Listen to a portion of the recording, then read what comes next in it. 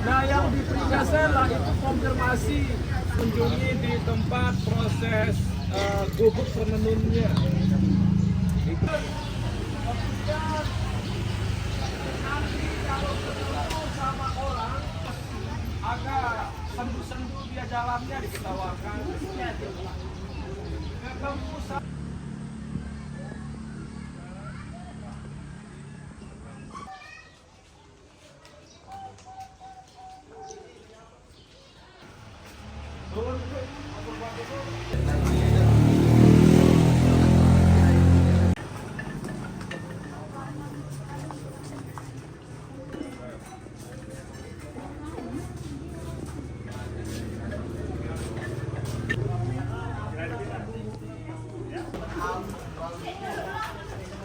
ayo teman-teman.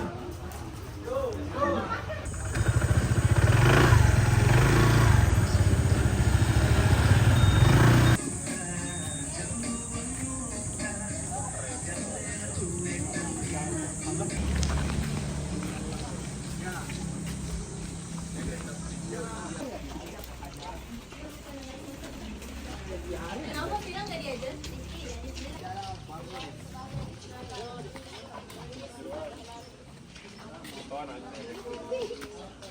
Itu bukan gaya dalam di kampus ya, tapi dalam di enggak kan?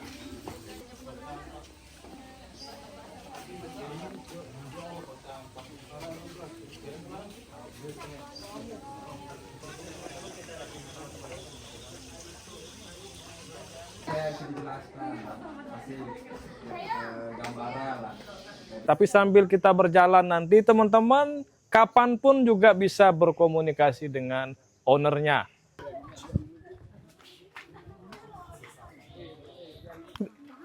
Bisa Ya, dari sana mutar. dari sana. Sini bisa. Setelah bom Bali sekarang kurang lebih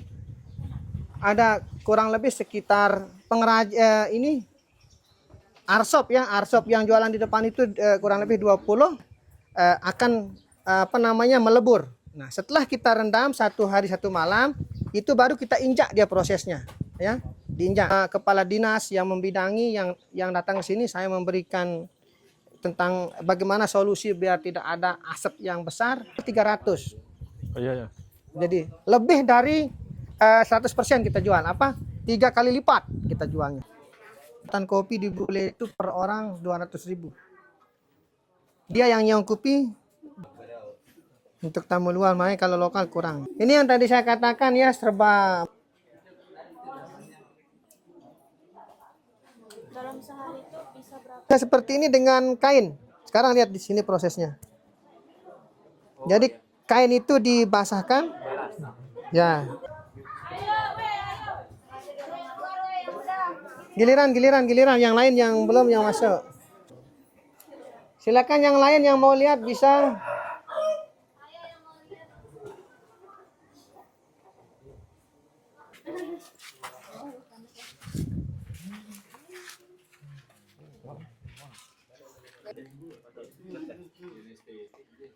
Ratakan.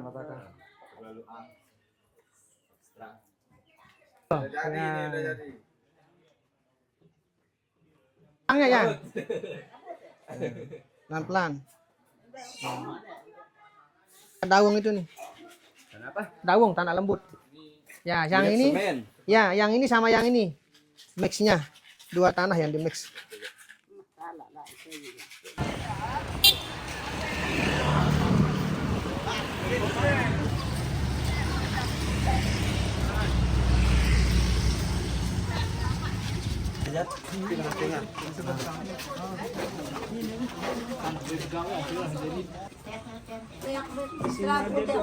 Prosesnya dari mewarnai, membenang, pemilahan, pemintalan sampai kemudian pada proses pembuatan jadi produk tenun itu ada di gubuk ini semuanya.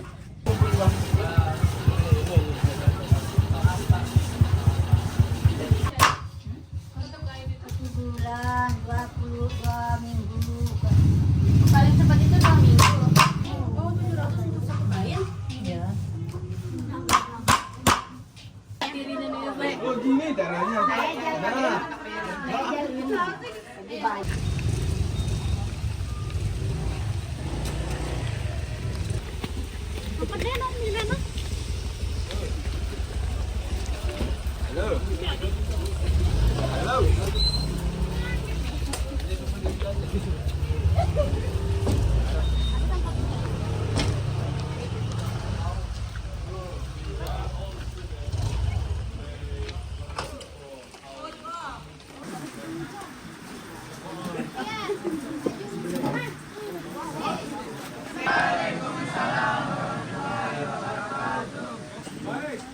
Informasi yang cukup komprehensif. Pertama, di Penaka itu memang kawasan daya tarik pengrajin gerabah yang sudah cukup tua umurnya. Mereka berkunjung ke Pringgasela untuk belajar menenun. Di tempat yang tadi itu, di seluruhan gang-gang itu selalu saja ada yang menenun di sana, di tempat tadi itu. Dan disitulah tahun 70-an itu, pengunjung-pengunjung Eropa itu berkeliling di sana.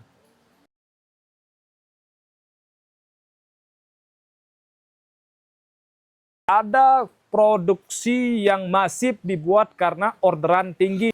Nah, di sanalah dikenal.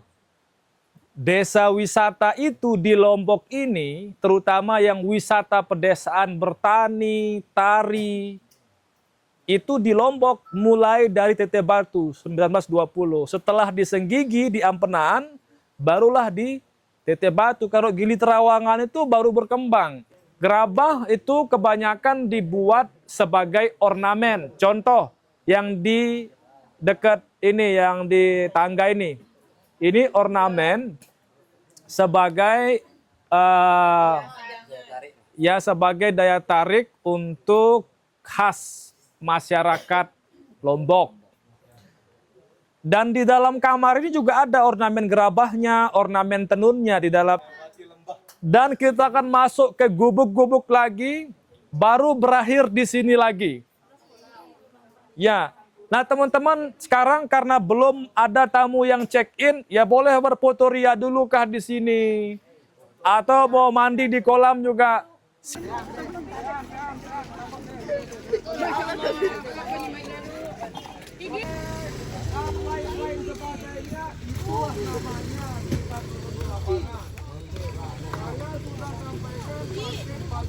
Menunjukkan betapa simpelnya kegiatan pedesaan yang nanti teman-teman bisa pelajari.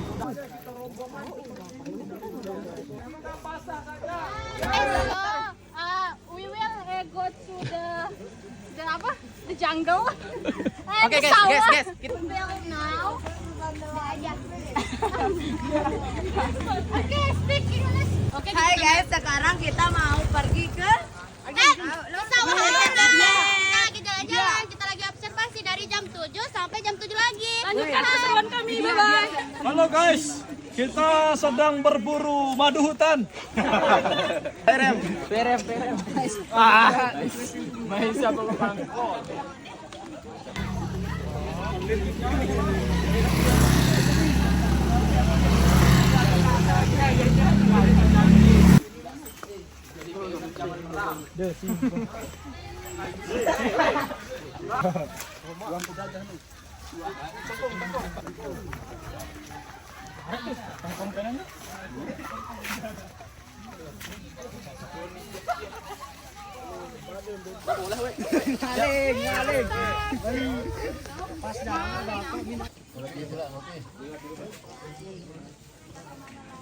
Kalah dia dengan warung-warung yang ada di kota itu jauh. Apa yang membuatnya? Ini warung yang sangat unggul. Karena menjual hasil komoditi masyarakat sekitarnya. Teman-teman pernah melihat coklat, ya kemudian juga cabai yang dikeringkan. Walaupun di desa, tetapi ini peminatnya luar biasa. Jangan lupa Jerman kopi. Jerman Coffee. Mantap. Saja kopi sekarang Jerman kopi. Jalan dengan ramah lingkungan dan juga resiliensis food, ketahanan pangan. Jadi masyarakat desa sudah mulai menyiarkan produk, kemudian komoditi dan juga rempah-rempah mereka. Ya, salah satunya di Kopi Break Ibu Yanti. Ya.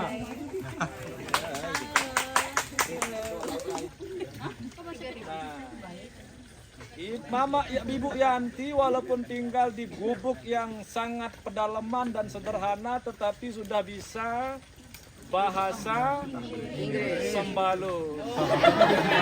Oke, mari kita dalam. Iya, Bapak. Nanti sikat bertugas. Nggih. Ini saya juga. Oh, nggih, pakai dah.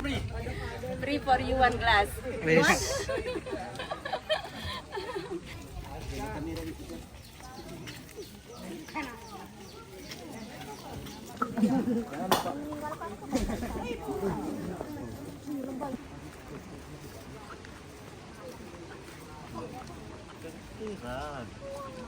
Sorry, Bang.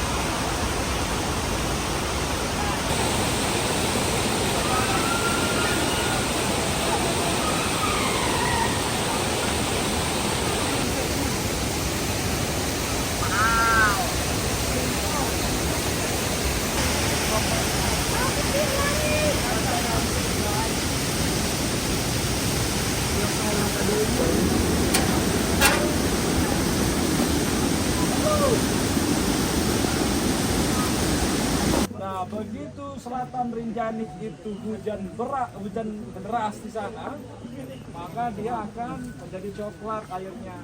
Nah, tapi kalau di hari yang biasa dia akan jernih. Dan memang jumlahnya seperti ini, besar. Teman-teman juga sebetulnya tadi bisa mengenal beberapa jenis batuan dan tebing yang tadi. Tapi pun juga karena kondisi ya, satu persatu rencana. Halo bro, guys! Dan mengenali beberapa jenis keanekaragaman kita, tapi kita sedikit.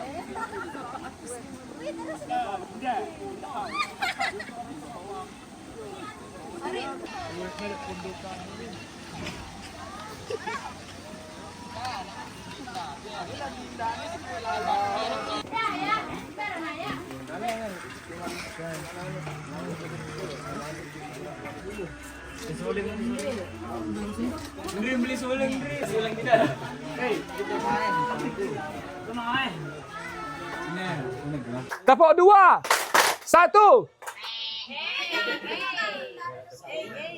1, 2, tepuk 3. Teman-teman mungkin bisa searching bahwa pemanfaatan ramah lingkungan dan kemudian bahan baku material yang ada di tempat kita itu bisa dibuat menjadi suatu karya yang bagi kita mungkin sederhana, tetapi menghargai, apresiasi dan berkontribusi terhadap masyarakat lokal, itu sama artinya kita menyiarkan kegiatan produksi yang ramah lingkungan. Sini di Tete Batu ini ada ndak kerajinan bambu katanya. Dia nanya saya langsung, ada. Terus kebetulan saya punya bambu ada 1 pohon. Saya potong-potong bersama teman. Terus saking penasarannya si bule ini nanya, gimana kalau kita langsung bikin 4 jenis bambu di sini? Bambu hitam, bambu tali sama bambu galah, sama ada juga bambu kecil yang saya bikin seruling itu. Dan ada juga yang disebut bambu panda. 4 jenis bambu saya pakai di sini. Pemuda-pemudinya itu mencari nafkah di pariwisata. Bukan karena soal uangnya itu yang manis juga, tetapi karena mereka senang dan hangat berkomunikasi kepada orang-orang baru. Ya, interaksi FYP itulah yang akan menghasilkan koin yang dahsyat.